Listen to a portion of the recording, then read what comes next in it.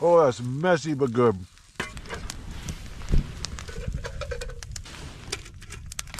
Okay, corned beef hash. Oh, it's so frozen.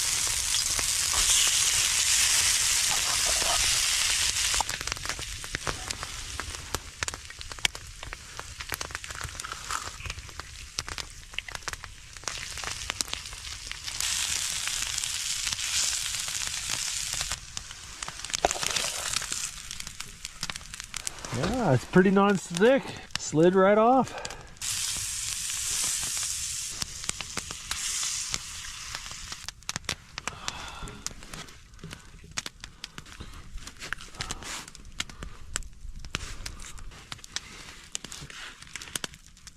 Corned beef and hash egg sandwich.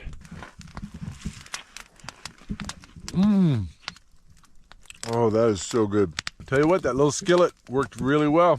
Pretty easy to make too. Oh, that was delicious. I wouldn't mind another one of those.